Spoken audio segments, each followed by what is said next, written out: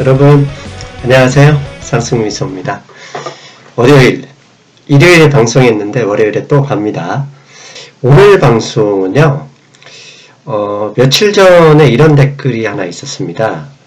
일본, 그 다음에 미국 경제뿐만 아니라 한국 경제에 대해서도 지표가 있으면 지표를 가지고 한국 경제 상황은 설명해 주셨으면 좋겠다, 이런 제안이 있었습니다. 그래서 상당히 일리 있는 말씀이라고 생각해서요, 어떤 지표를 가지고 설명하는 게 좋을까 고민하다가 한국은행은 매월, 그 다음에 매주 다양한 경제지표를 보도자료로 배포합니다. 그래서 한국은행이 발표하는 보도자료를 기초로 해서 한국 경제 상황을 특히 금융시장 위주로 설명을 하면 상당히 객관적이고 합리적인 지표가 될 수 있겠다 생각을 했습니다. 그래서 오늘 그 첫 번째 시간이고요.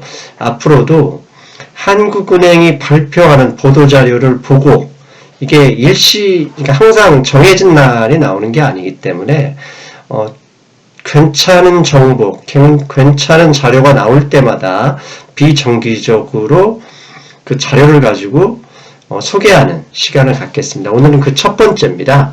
먼저 오늘 제가 방송에 보여드릴 자료는 지난 약 3주 동안 한국은행이 발표한 자료 중에 여러분들에게 소개해 줄만 하다, 이렇게 제 스스로 선택해서 설명을 좀 드리겠습니다. 총 4가지인데요. 그 중에 가장 먼저 보여드릴 것은 지난 12월 28일 한국은행에서 보도자료를 배포한 2018년 11월 무역지수 및 교역조건이라는 자료가 있었습니다. 그 중에 핵심적인 내용 몇 가지 보여드리겠습니다. 먼저 올해 11월까지 수출 물량지수, 아까 그 발표한 자료에 있었습니다. 총 지수를 보면은요, 지금 올해 금액이나 물량지수, 왼쪽이 물량이고요, 오른쪽이 금액지수입니다. 지금 현재 8월부터 11월까지 나와 있는 그림을 보시면 총 지수는 9월에 잠깐 마이너스였지만 지금 지속적으로 그 전년 동기 대비 계속 플러스 되고 있습니다. 그리고 올해 11월 지표를 보면 가장 수출의 그 중요한 역할을 했던 게 보면 석유 제품, 화학 제품입니다. 10월 이후에 WTO 기준 국제 원유 가격이 상당히 많이 하락했지 않습니까? 그 하락한 것을 그 기준으로 한국의 정유, 화학 제품이 수출해서 선정을 했다, 이렇게 말씀드릴 수 있겠죠. 맨 밑에 파란색 박스를 보면 지금 11월 현재 마이너스 대표적인 게 3개가 나와 있습니다. 그 중에 보면 전기 및 전자기기, 반도체가 포함이 되겠죠. 그 다음에 정밀기기, 기계 부품일 거고요. 아마 이것은 중국 쪽으로 수출을 해서 미국으로 넘어가는 부품일 텐데, 중국이 요새 안 좋잖아요. 지난주에 그 자료 보여드렸듯이. 그 다음에 수송장비, 자동차죠. 현대자동차가 고전하고 있죠. 그래서 실제로 우리가 알고 있듯이 반도체, 정밀기기, 자동차가 수출해서 마이너스였었고 화학제품이 플러스였다. 저 화학제품에 배터리가 들어가 있는지는 아직 확인하지 못했습니다. 근데 충분히 들어갈 수 있는 개연성이 있죠. 그 수출은 상당 부분 지금 현재 견조하게 성장하고 있다, 이렇게 보여드릴 수 있겠네요. 두 번째는 지난 1월 4일에 그 작년 12월 기준으로 한국의 외환보유고 발표가 있었습니다. 1월 4일에 발표했네요.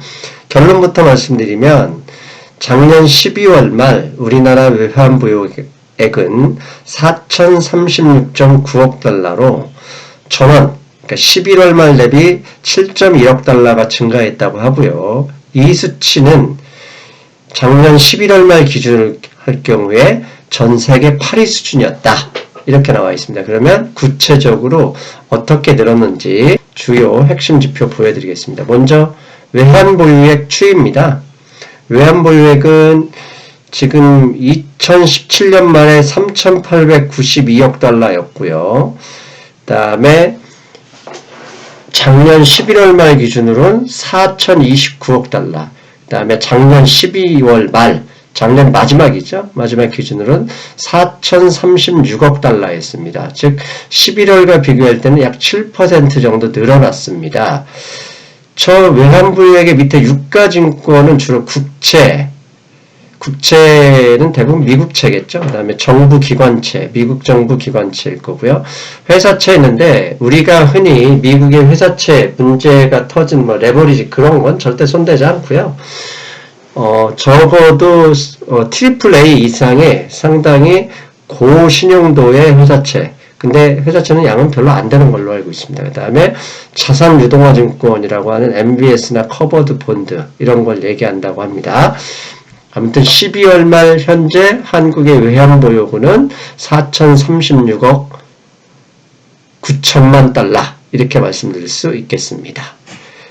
그 다음에 글로벌 주요 국가의 외환보유액을 좀 이렇게 1등에서 10위까지 표시하고 있네요. 1위는 당연히 중국인데 3조 달러입니다. 불과 1년 전에 3조 6천억 달러 가까이 4조 달러 가까이였었던 중국이 1년 만에 1조 달러 정도가 줄어들었고요. 2위가 일본입니다. 1조 2,583억 달러. 일본이 저 대단한 게요. 일본은 기축통화국입니다.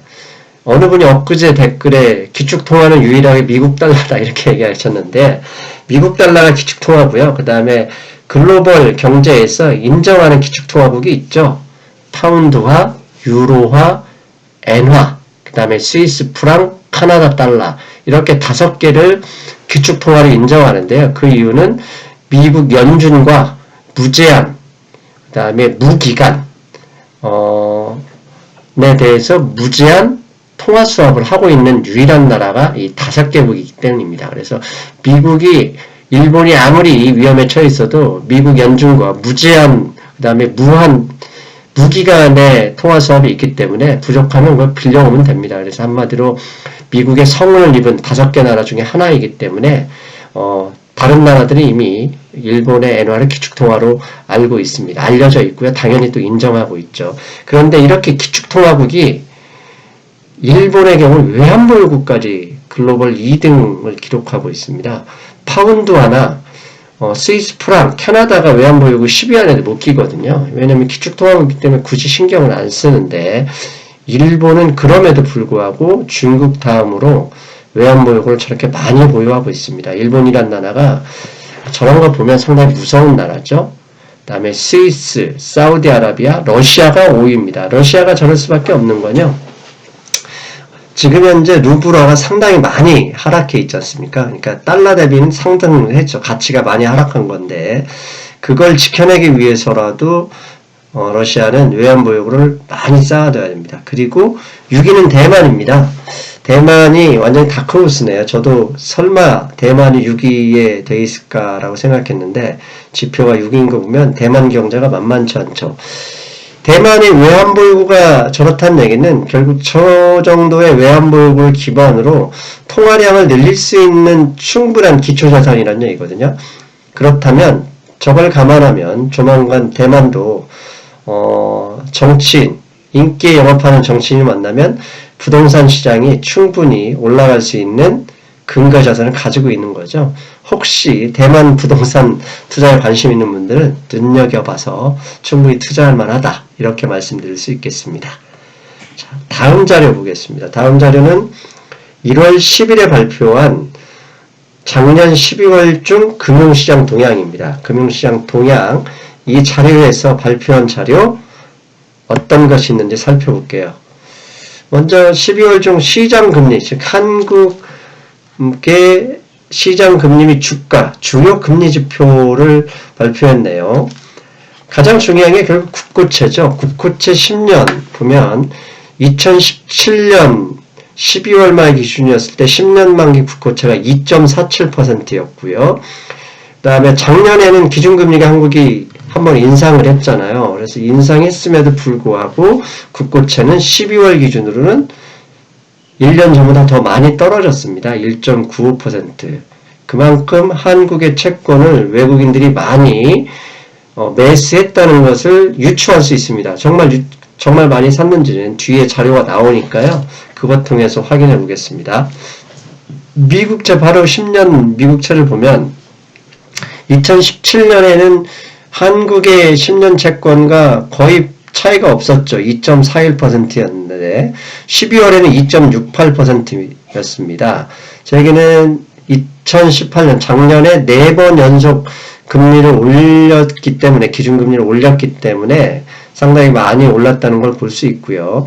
저렇게 10년 만기 채권만 보면 약 0.7% 정도 차이 나죠. 정확하게 기준금리만큼 채권 금리가 차이가 나고 있다, 이렇게 확인할 수 있습니다. 자, 이 자료 두 번째 보면 은행 가계대출 현황이 나오는데요. 가계대출 현황을 보겠습니다. 지금 2017년 연중으로 58조 원이 늘었는데요. 작년 12월까지 연중으로 60.8조 원이 늘었습니다. 그러니까 2017년보다는 부동산이 더 들썩였다는 걸 알 수 있고요. 10월, 월별로 보면 10월에는 7.8조 원이 늘었고 11월에는 6.7조 원이 늘었습니다. 그런데 12월에 보면 5.4조 원, 상당히 많이 줄었죠. 늘긴 했지만 증가율 자체가 많이 떨어진 걸 봐서는 10월에 아파트 가격이 고점이었다고 유추할 수 있고요. 그 이후 가계대출 증가세가 둔화되고 있다. 이 얘기는 당연히 증가율이 둔화됐다는 얘기는, 대출 증가율이 둔화됐다는 얘기는 아파트 가격도 상당히 하락 조정, 최소한 강보합 조정은 보여주고 있고요. 실제로 지방 아파트 그 다음에 경기 외곽 지역, 안산, 시흥 이쪽은 상당히 많이 떨어지고 있죠. 그러니까 가계대출 현황만 봐도 한국의 부동산 그 월별 현황은 충분히 이렇게 유추해 볼 수 있겠습니다. 자, 마지막으로 11일 날 발표한 작년 12월 이후 국제금융 및 외환시장 동향입니다.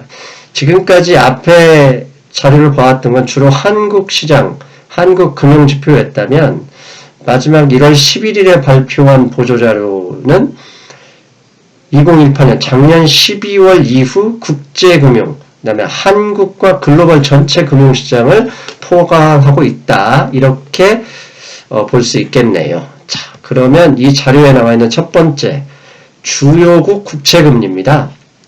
먼저 맨 위에 미국을 보시면 10년 만기 채권입니다. 왜 거의 대부분 국가들의 그 신흥국과 선진국, 주요 선진국의 10년 만기 국채금리를 보여주는데요. 17년에 미국의 10년 만기 채권이 2.41%였고, 그 다음에 9월과 10월에 저게 3.1%까지 올랐었죠. 그러면서 다우지수가 크게 금리 인상 우려감 때문에 크게 하락했었죠. 그러다가 12월 말일에 보면 2.68, 그 다음에 1월 9일 현재는 2.71%입니다. 그래서 11월과 비교했을 때는 금리 차이가 0.28% 정도 하락했네요. 시장이 좀 안정되고 있다. 금리 인상 가능성이 누그러진 거죠. 반대로 밑에 신흥국에 있는 한국을 보면 앞에서도 한번 설명을 드렸었죠. 17년 2.47%였던 10년 만기 채권이 1월 9일 현재 1.98%입니다. 거의 미국보다도 더 안정되어 있는 금리 수준이죠. 그러니까 제 방송을 보신 분들이 계시다면 미국이 금리차 1%가 벌어진다 해서 무조건 한국에 있는 자금이 해외로 유출된다고 생각하면 안 된다, 제가 이렇게 말씀드렸잖아요. 그리고 과거의 데이터 그 히스토리를 찾아봤더니 금리 차이 때문에 한국에서 자본 유출이 있었던 적은 없고요. 경상수지 적자 시점에 자본 유출이 있었다. 그거 기억하시죠? 그러니까 경상수지 적자가 되지 않는 한 미국과 금리 차이가 벌어진다고 해서 무조건 자본 유출을 걱정할 필요는 없겠죠.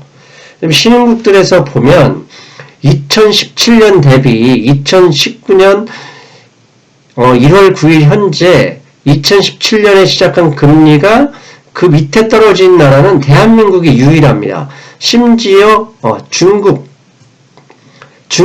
죄송합니다. 중국이 하나 있는 3.9%에서 3.1이고요. 다른 모든 나라, 인도네시아, 인도, 브라질, 멕시코, 러시아 등 다 살펴봐도 2017년보다 다 금리가 올해 1월 9일이 금리가 높습니다. 이 얘기는 뭐냐면 결국 금융시장이 한국이 상대적으로 안정되고 있었다. 이렇게 생각할 수 있는 근거 자리가 되겠네요. 자, 두 번째, 이 보도자료 두 번째, 주요국 주가지수입니다. 주요 증시 지수를 나타내는데요. 밑에 미국의 DJI가 뭐냐면 다우존스 인더스트리얼 에버리지, 그러니까 다우존스 지수입니다. 17년에 24,719였었는데 1월 9일날 23,879포인트, 약 1000포인트 정도 하락한 상황이고요. 11월과 비교했을 때는 약 6.5% 정도 하락한 수치입니다.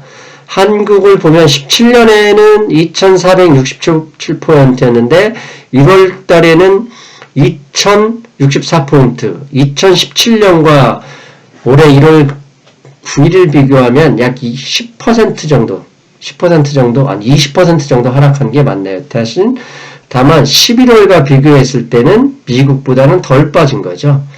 그 다음에 주목할 만한 것은 인도네시아, 브라질, 아르헨티나, 멕시코 이들 나라들이 지난 11월, 12월에 주가 상승이 상당히 좋았습니다. 가장 좋았던 게 아르헨티나가 7%, 브라질과 인도네시아가 4%와 3%대의 상승률을 보였네요. 어떻게 보면 신흥국 대비해서는 한국의 지수는 그렇게 썩 많이 오르진 않았습니다. 11월과 12월만 보면은요. 다만 미국이나 선진국 지수와 비교했을 경우는 11월, 12월에 한국 주식시장은 견조하게 하방 경직성을 보여줬다. 이렇게 말씀드릴 수 있겠죠? 네. 다음은 원화 환율입니다. 원달러 환율이겠죠? 달러 대비 원화 환율을 보면 2016년에는 1207원이었고요. 17년에는 1070.5원으로 끝났는데요. 현재 1월 9일 현재는 1122원입니다. 100엔, 즉 엔화 대비 N1 환율을 보면 17년보다는 좀 올랐네요. 그래서 1030원을 기록하고 있고요. 원화와 위안화 환율을 대비하면 현재 164원입니다.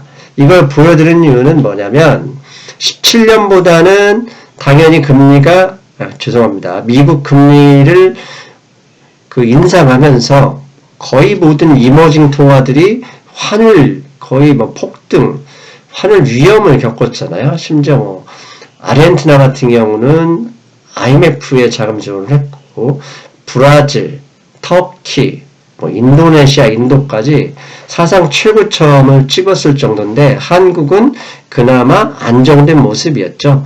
16년보다는 떨어졌고요. 17년보다는 약 50원 정도가 오른 수치입니다. 그리고 다른 이머징 국가에 비해서는 상당히 안정된 환율을 보여주고 있다. 이렇게 말씀드릴 수 있죠. 그 다음에 외국인 투자자금을 보겠습니다. 외국인 투자자금을 보면은요. 주식과 채권을 두 개 나눴는데요. 2017년에는 주식 투자자금으로 114억 달러, 채권 투자자금으로 80억 달러, 합쳐서 195억 달러가 유입이 됐었고요. 근데 작년에는 주식에서는 56억 달러가 빠졌습니다. 그러나 반대로 채권 투자자금으로는 139억 달러가 한국에 들어와서 전체적으로는 플러스 82.5억 달러의 증권 투자 자금 유입이 있었네요. 근데 주식 투자 자금을 보면은 작년 한 해 56억 달러가 유출이 됐는데 그 중에 대부분이 10월 40억 달러, 10월 달에 40억 달러가 유출됐습니다. 10월 달에 어떤 일이 있었죠? 대규모로 코스피도 빠졌고요. 다우지수도 미국뿐만 아니죠. 일본도 마찬가지로 10월 달에 전 세계가 미국 경제의 위험성, 레버리지론 및 미국 회사채 버블 가능성 이런 것 때문에 대규모로 주식시장이 하락했죠. 그와 비슷한 그 분위기에 그대로 편승돼서 한국도 10월 한 달에는 40억 달러가 유출됐죠. 됐었고요. 채권도 계속 유입되다가 결국은 10월 달에 2.3조 달러, 그 다음에 9월에 약 20억 달러 정도가 유출이 됐었네요. 그리고 그 이후에는 바로 11월부터 12월부터를 보면은 채권은 11월, 12월 계속 유입이 됐고, 주식시장에서는 11월은 뭐 거의 플러스 마이너스 제로였고요. 12월에는 1.3억 달러가 유입됐습니다. 그리고 아마도 1월, 지금 현재 1월 달에는 플러스 순유입이 돼 있을 걸로 추정할 수는 있습니다. 그 다음에 대외채무 가상금리 여건도 나와 있습니다. 대외채무 가상금리가 여건이 뭐냐면 전 세계 한국을 비롯한 주요 이제 이머징 국가들은 해외에서 채권, 그러니까 외채를 빌려올 때요, 기준금리보다 플러스 가상금리를 이렇게 더 내고 있는데요. 그 가상금리가 대표적인 게 이제 외국환 평형기금 채권의 외평채 CDS 프리미엄입니다. 이게 5년 만기 채권이거든요. 그런데 이 2016년에 외평채 CDS 프리미엄, 이게 뭐냐? 쉽게 생각하세요. 한국이 외평채, 채권을 발행해서 달러를 가지고 오는데, 그게 전체 글로벌 채권금리, 기준금리가 있을 거 아닙니까? 그 기준금리에 한국 채권은 이만큼 붙여야 돼 하는 게 프리미엄, CDS 프리미엄입니다. 그게 2016년에는 55bp니까 0.55%를 플러스 했다는 얘기인데요. 이게 2017년에는 0.57% 플러스 했고요. 근데 작년에는 0.44%로 내려갔습니다. 그러니까 신문에는 지금 한국 경제가 곧 신문만 보면 망할 것 같지만 16년, 17년, 18년 계속적으로 해외에서 한국에 빌려주는 채권자는 한국 경제를 16년보다는 17년, 17년보다는 18년은 더 좋게 보고 있었다는 얘기입니다. 특히 작년 같은 경우는 다우지수가 많이 하락하면서 그 다음에 이머징 국가들이 환율 거의 폭등 현상을 일어났음에도 불구하고 한국의 CDS, 외평채 5년 만기 CDS 프리미엄은 계속 떨어졌었죠. 그 다음에 이걸 월수로 봐도 10월, 11월, 12월에도 안정적인 모습을 보여주고 있습니다. 그 다음에 단기채의 경우에는 거의 플러스 되지 않다가 10월과 12월에 글로벌 거의 금융위기 수준까지 많이 하락했었잖아요. 그때는 0.05 플러스 정도 됐었다가 바로 12월에 그 평상시 수준으로 내려가고 있다. 이런 것만을 볼 때 한국 경제가 신문에서 보는 것처럼, 일부 방송에서 보는 것처럼 망할 상황이 아니라 대외 경제 여건은 상당히 호전되고 있다. 이렇게 말씀드릴 수 있겠네요. 자, 앞에서 보여드렸던 외국인 증권 투자 자금 유출입인데요. 앞에서 말씀드렸었죠. 여기 박스로 되어 있는 게 작년 말 기준이고요. 작년 말 주식 투자 자금은 56억 달러가 마이너스 냈고 채권 금액에서는 139억 달러가 유입이 됐었다. 근데 10월 달만 보면 주식이 56억 달러 중 40억 달러가 10월 달에 빠진 거죠. 그런 면을 보면 현재 10월 달에 전 세계 글로벌 주가가 하락한 이후에 1월 셋째 주까지 많이 회복됐지 않습니까? 저걸 감안하면 저게 100% 유입될 거라고 생각하지 않고요. 상당 부분 일정 수준만큼은 충분히 유입됐을 가능성이 높다. 이렇게 말씀드릴 수 있겠습니다.